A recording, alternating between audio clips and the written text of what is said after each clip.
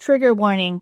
The following podcast contains content that may be deeply disturbing. You will hear first-hand accounts from parents and family members who have lost children to filicide, the murder of a child by a parent or caregiver. These stories are raw, emotional, and shared from the perspective of those who have lived them. They include details of unimaginable loss, system failures, and trauma.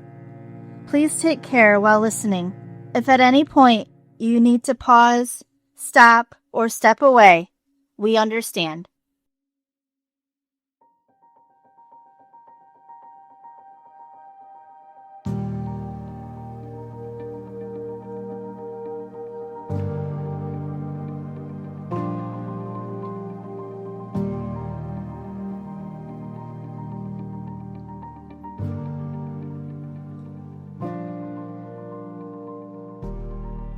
Welcome to Voices Against Filicide. I'm your host, Hope Hooton, a mother who has walked this journey and an advocate turning my pain into purpose. This podcast sheds light on filicide cases, statistics, who these children were, and the advocacy being done in their honor, and so much more. Together we speak the truth, honor their lives, and fight for change. Before we go any further, I want to take a moment to honor two of the brightest lights I've ever known. My children, Alec and Lydia. Alec with his love for Pokemon, and Lydia with her kind heart and her love of unicorns. They were my whole world. They were joy in human form. Their laughter, their imaginations, their hugs, all of it lives on in me, in this podcast, and in the work I do every day to protect children and raise awareness. This podcast is for them. It's for every child whose voice was silenced too soon. Alec and Lydia, you are my why, and I will never stop fighting in your name. Thank you for joining me today, and let's get right into today's episode. Today's episode, I am joined by another mother who has gone through this unimaginable tragedy. Welcome, Nakesa Sineath. Welcome, Nakesa. Hi. I am so honored to have you on the podcast and share your story. I'm honored to be here. And your legacy of your son. And so I guess first off, take us through your journey. Explain to us who you are and kind of, what happened to your son. Okay, so hello everybody. I am Nakesa Sineath. I am about to be 30 this year. However, my case and situation for my son happened when I was 19 years old. It was with my firstborn child, my son, and it was with his father. Unfortunately, I do not know all of the specifics, but I just know the end result was that medically I was told my son was beaten to death on Wednesday, November 11th, 2015, which has many meanings to everyone and myself. So it's Veterans Day for everyone else, but it's also my middle sister who actually named him. It's her birthday as well. So it's a very bittersweet time in the way that moving forward, my life and my family and I have had to process and work through that.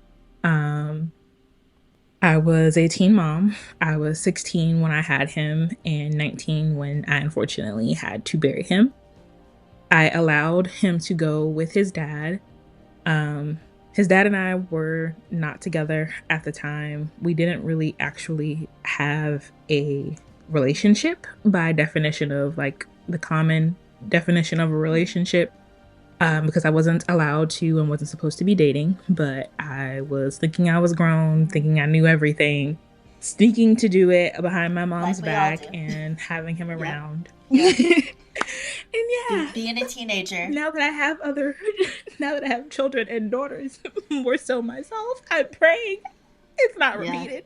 But yeah, thinking I knew everything, even though I had the ability to talk to my mom, because I knew I would get in trouble, and not wanting the consequences to all of the actions that I was doing, I wouldn't tell her or omit things from her.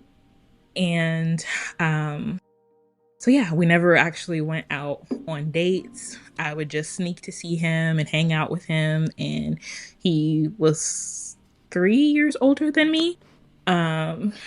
And so yeah, like, I was dealing with daddy issues, trust issues, and he was kind of the first person that I ran to and clung to about a bunch of the issues that I was dealing with in my life.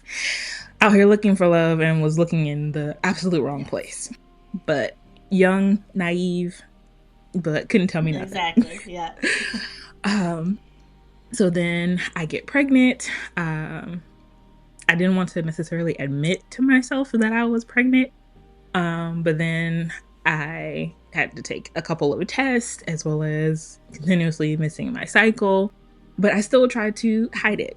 I hid it for a good couple months. I was about 5 going into 6 months when my sister found out and told my mother and made me come clean and talk to her and everything.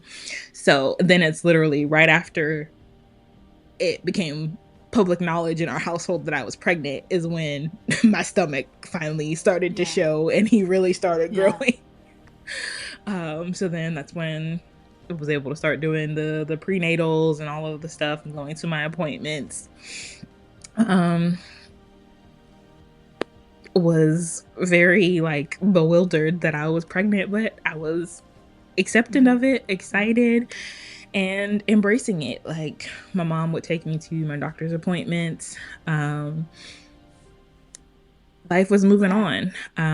You were getting into it was good funny because of things. You were accepting it as well as you could. As well as, yes, but it was more so I was kind of happy because I was being defiant in school, not really wanting to do my schoolwork, but this gave me a reason to focus and to buckle down, and knowing that I needed to finish to be an example for my son.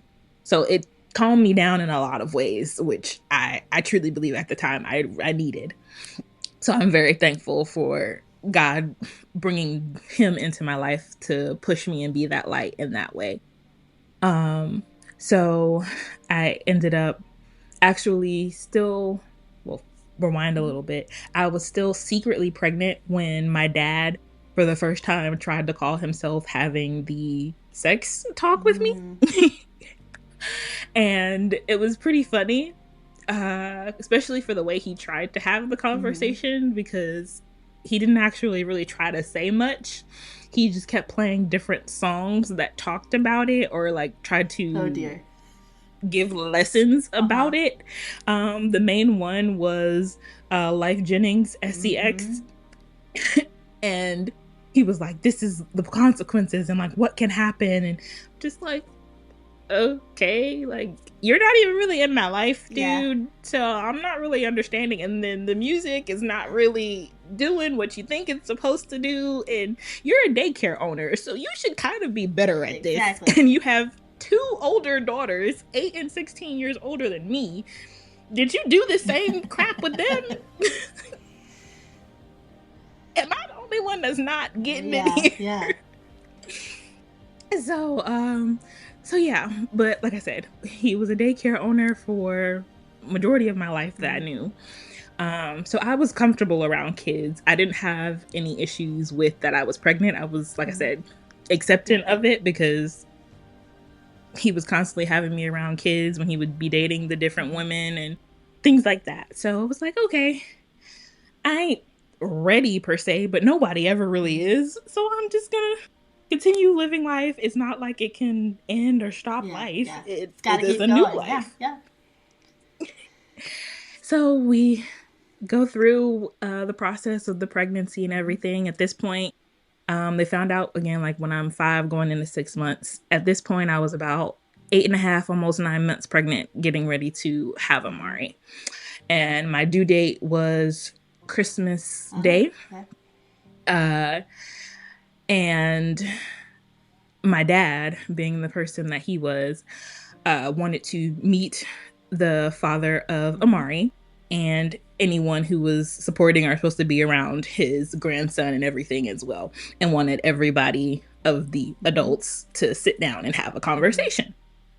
So it was where Amari's father came, Amari's paternal grandmother, and then him, my mom, and my middle sister that ended up naming Amari were all present in the living room, sitting down and talking. So my dad decided to say, like, so what's your plans for my daughter? And now that you've got her pregnant and everything. And he was like, well, what you mean? Like, I don't really got no plans. I'm gonna be there for the baby. So he was basically to the point of, like, we didn't have a relationship, but he is going to be involved in his son's life. And so that was something that my dad, after the sit down, he really tried to, I don't know if it was necessarily to hurt me or to get me to realize, like, that's what he said, but it's like, I heard him too. Like, I am 8.5 months pregnant, bro. Like, you don't have to nail that in. Like, at one point I did care about him. Like, he did give me my very first sexually transmitted disease, and I forgave him, and I thought we were gonna be figuring things out, but like that's how the cookie crumbled. As well as, I didn't tell my dad at the time, but like, we had gotten into a physical situation once, and that was where I was like, okay, I'm fine with this being done, and us just moving about and or having sexual relations when we want to, and just keeping it moving. So then fast forward to when I have him. I did have him early, literally the weekend of us getting out of school. Oh wow. I went to go get my hair braided so that I can have, cute braids for when I'm in labor and everything, and to take pictures and stuff after. During that appointment, I learned, because my hairdresser at the time went to school with him and was privy to more information. So I found out from her that Amari would be soon having a younger sibling coming into the world that was 3 months younger than him. And so it's like, I'm about to have your baby any day now, and you got a whole nother baby that's doing 3 months. So I started having stress contractions and everything. My mother, being a little older, was like, well, you don't need to go to the hospital for no Braxton Hicks. You okay? You ain't in actual labor. He ain't due for a while. This your first baby. You'll be all right. Those baby boomers. They're like, you got it. You're fine. That whole generation. Whole time I'm actually experiencing labor, and it's continuing to progress, even though it's stress labor. So it's literally for a good about 2.5 days that I went through that, and going back and forth to the bathroom, doing life. Then my mom and my sister say that they're gonna go get McDonald's for us. Soon as my sister comes back in the house with the drink trays and holding the bag, I stand up, because like at this point, because I had the door open since no one was at home, and she's turning around the corner, and from the hallway you can literally see straight into the bathroom. So I'm trying to stand up to close the door, or to like go ahead and fix myself to get off the toilet. Stand up, whoosh, water breaks. Well, at least you're in the bathroom. My sister freaks out and is like, oh my God. And ends up freaking out and dropping the food, the sodas and the food. and then she runs outside to go get my mom and tells her, like, her water just broke. So then my mom ends up coming in the house and is like, okay. And I'm just like, I don't know what to do. I don't know what's going on, but I think I'm in labor. Oh my gosh. And then so my mom at this point's like, well, just know this car is the same age as you, and if you have your child in this car, I'm going to make you clean it up before I let you go in the hospital. So your mom sounds awesome. Worried, freaking out, trying to hold my legs closed. Like, I can't give birth in her car. I can't do it. I can't. So, a long story short, thankfully did not give birth in the Okay. car.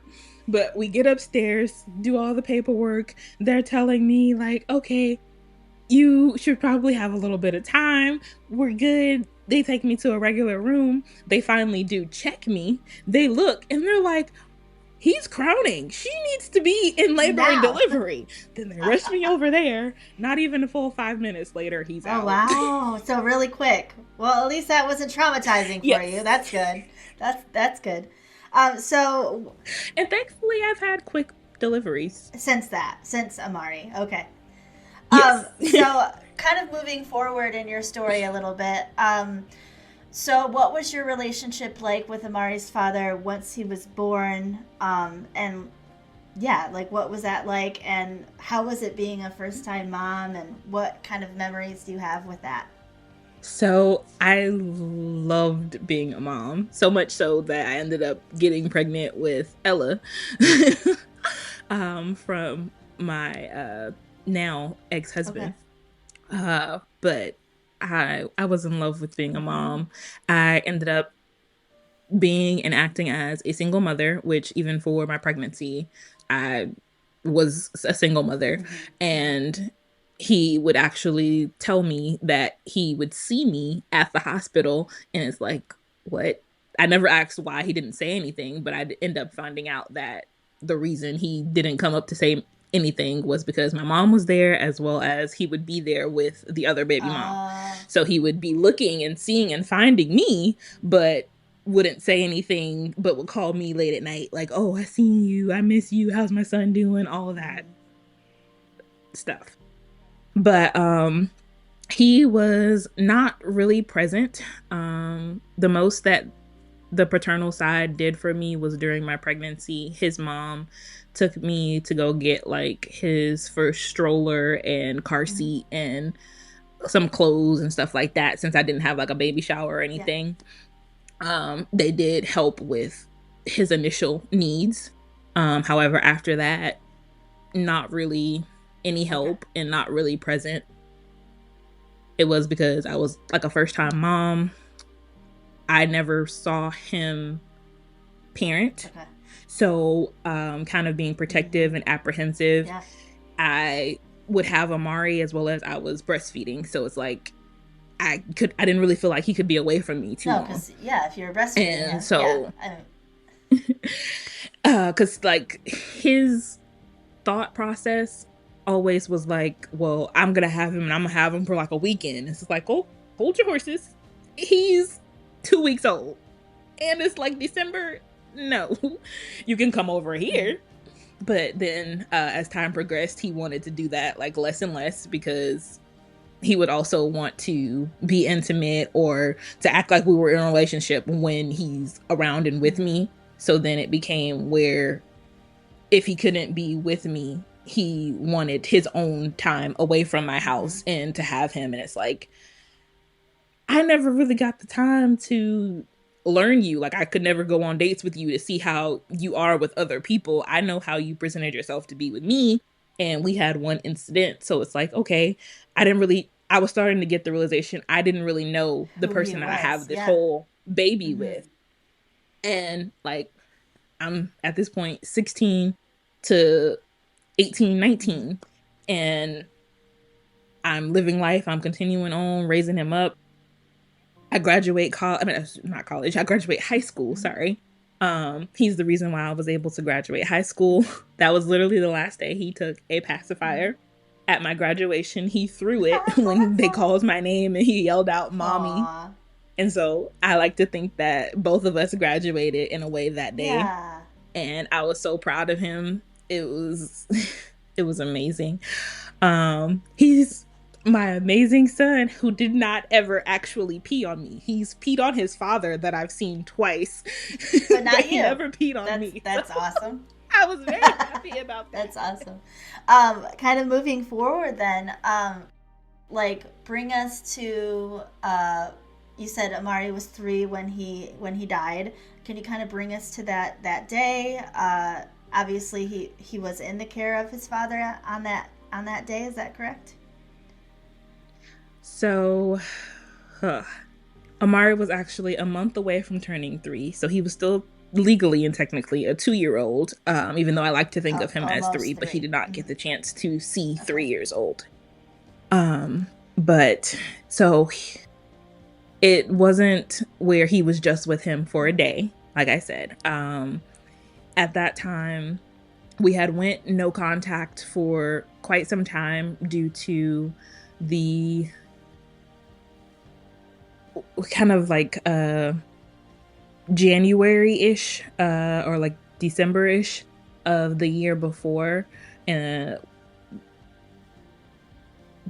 for Christmas, and then going into the beginning of the year that he passed away. Which was what year? Sorry. There was what year? In 2015. 2015. Okay. So like in the end of 2014 and the beginning of 2015, when it was still like cold and transitioning. There was an incident where I allowed Amari to go with him because, again, at this point, there was no custody order or anything in place. It's where I did have him on child support, but again, there was no custody order in place. He would say how he wanted to take me to court and blase, but it would never happen. Hindsight is always 2020. Yeah. And hindsight is always 2020. He would threaten me with it, but he was so much in and out of jail for various things, especially of like smoking weed and stuff like that he wouldn't have taken me to court, in all honesty. Okay. As well as, despite him bothering me and saying like I'm being a bad mom or trying to have somebody else tell me that I'm being a bad mom, he knew Amari was safe with me. Like, just trying to gaslight he had lived. Just trying to gaslight you and make you feel bad. Yes. Yeah. So he wanted him for a period of time. So I allowed it during that time. And when Amari was brought back to me, he was also in a wife beater and shorts, but with a jacket on. And because he didn't live that far from me, so he walked. Well, didn't live that far from my mother, So he had walked to bring him to me. But he brought Amari back with just a wife beater on, a white tank top on. And it's like, at least you have on a jacket. He just has on a tank top. Like, and that's you not appropriate for the weather, you said. So no. And it's like, you have the bag that has all of his stuff that I sent for him. Because every time, which also was another red flag that you weren't ready for parenthood and to have your son, I have to send everything for you to be able to care for your son for a couple of hours or the time frame of that you want him. But you have the bag right on your shoulders. Like, it's a jacket and different stuff in there. And you didn't think to put it on him? Like, this is not appropriate. Like, this was supposed to be under a shirt that he has on. So instead of continuing to argue with him, I just grabbed my son and walked back inside. And so I was supposed to go to work, but it was where I think I called out, and or as soon as I got off of work, I asked my mom, like, how is he behaving?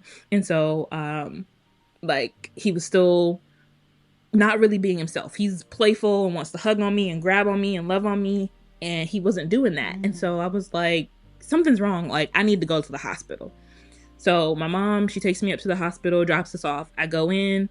They're like, had you not brought him in, he would have probably passed away in his sleep. He ended up having walking pneumonia. And we ended up staying in the hospital for about 2 weeks. Oh, wow. And this is when I'm in college. I have exams. And I said bump everything, and I didn't communicate with anybody. I was just focused on my son and him getting better, because I was like, what are you saying to me?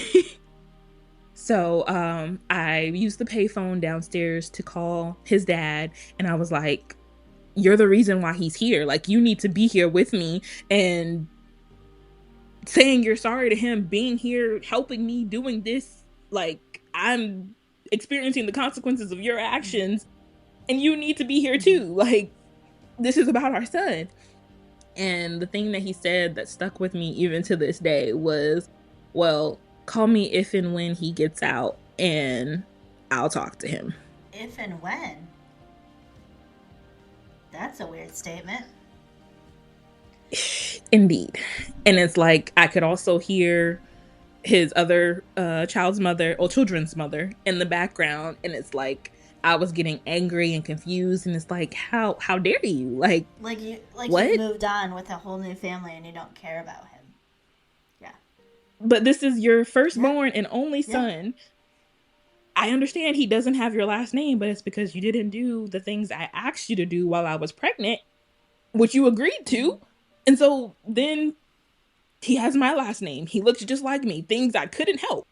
Yeah. But you're going to make him suffer or make me suffer because of your stuff? It was where I felt very angry. And at that point, I stopped calling him, stopped trying to message him. At that point, I felt like I was trying to force him to be a father. And that's when I was like, I completely refuse. If you don't want to be there, you don't got to be there. I can do this by myself. I fully took on doing it by myself, as well as I had a partner, which is my oldest living daughter's dad. And he stepped up. He was wanting to be around and be involved. And I have plenty of pictures and memories of him with Amari. And so then it turned into, by the end of that year, because I did leave out of town for a while, and then I came back, and he was like harassing me on social media. How do you have the audacity to have another man playing daddy to my son? I'm evil. I'm vindictive. I'm wrong. I'm just like, what? Yeah. Like, yep. Okay. He painted me to be the bad guy, saying like that he never told me B-word move, and that's from both of us, from him and his other baby mama's joint Facebook page. It's like all of those went completely out the window, and it was just my fault that he can't be a dad and that I'm denying him being a dad. Which wasn't so he's harassing me on social media using fake pages and all types of things. So I contact him back, and I'm just like, you want to spend time with Amari? You want to see Amari? Okay, cool. Let's plan it out. So we planned it out. I asked him, so how much time do you want with him? Do you want a couple of days? Because I gave him a time frame of 2 weeks. And I was like, I know I'm going to consistently be in town. I just got a job. And like during this 2 weeks period of time, how much time do you want to see him? Or like, do you want overnights or every couple days, the weekends? How do you want to work it? He was like, nah, I want all the time. So I'm just like, okay, so you want these full 2 weeks with him when you haven't seen him in almost at least 8 months at this point, pretty much. He's like, yes, I need to know my son. I need to be in his life. Okay, no argument from me. Because also at this time, like I said, I became a mother again. I just had my baby girl, my newborn, at this point, because she was 2 months old. I had my little girl, Ella. So I'm just like, okay, I could use the break because I already know I have a village when it comes to Ella. I was going to be able to have her with my now ex-husband's parents and family. And so even though I could also do that with Amari, like if you're the dad and you're saying you're going to step up and you want him too, so okay. Yeah. I understand. Like, I have 2 kids by 2 different dads. That's going to happen sometimes. It's going to be where the schedules don't match and both of them are gone. But as long as they're safe, yippee-doo. So, my daughter was able to go with her family for the time and be with me then when I come back from work, because I was breastfeeding, but like not as much because she had acid reflux and stuff. So, I was able to get my daughter for certain days and whatnot. But then when I went ahead and gave Amari to his dad, ended up being November 2nd or 3rd. I think it was either the night of the 2nd or the morning of the 3rd. And I can't really remember which one. So he had him from the 2nd or the 3rd all the way till the day that Amari died or was killed on November 11th. November 11th. And so the day he was supposed to return was November 18th. That actually ended up turning into the day that I had his homegoing service, because I will never forget that I basically felt like I was returned my son that was happy, healthy, and alive. I was returned a baby that was cold, lifeless, and dead. And that came with a 9.8K price tag for his funeral service and everything of his headstone and grave and everything that I did of loving him and putting him to rest. So, yeah, in the matter of that time that he had him, he did not let me speak to him on the phone. Oh, I'm sorry.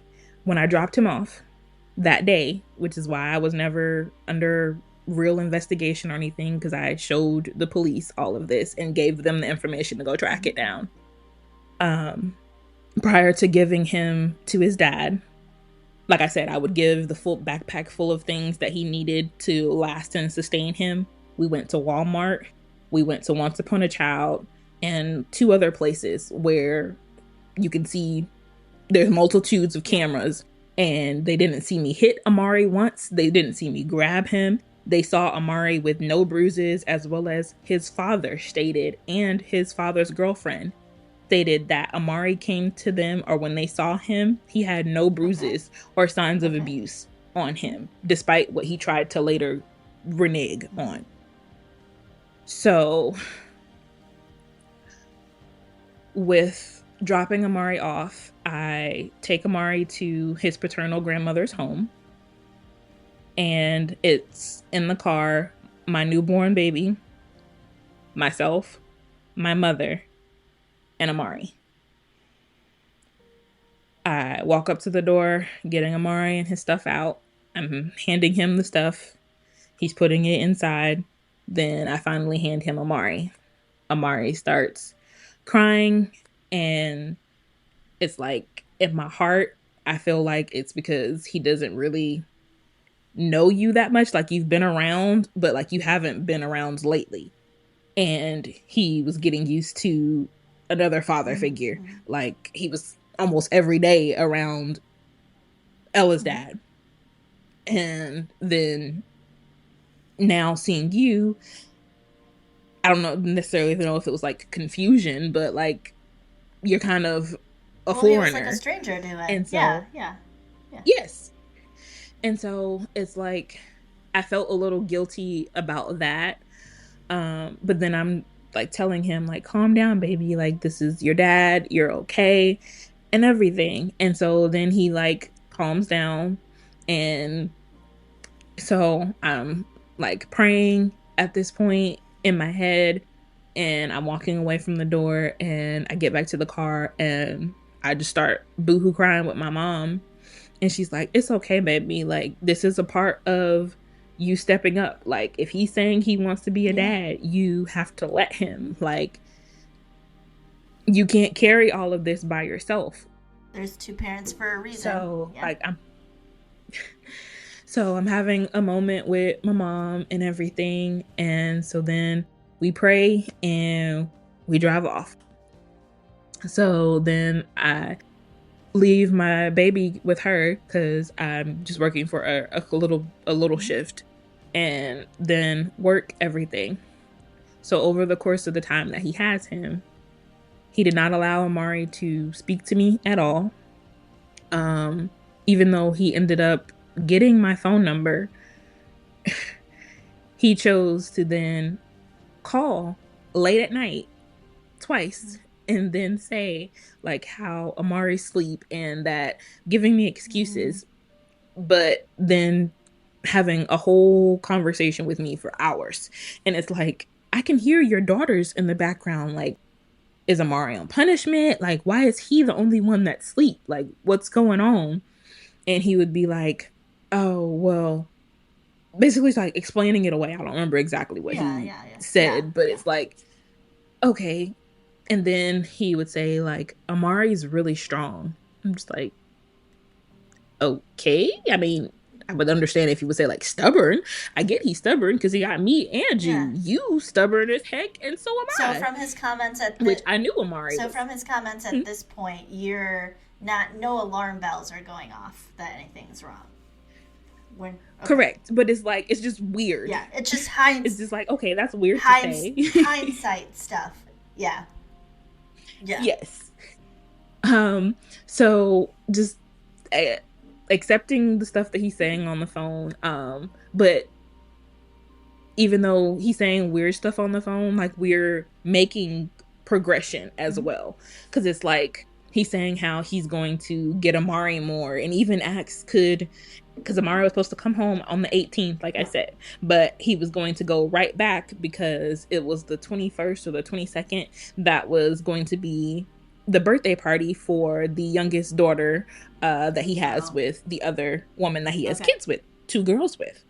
So I was like, okay, yeah, of course. He can be there with his siblings and to be able to celebrate her, because I let him go for other birthdays and stuff. So it's like, okay, I have no issues or problems with that.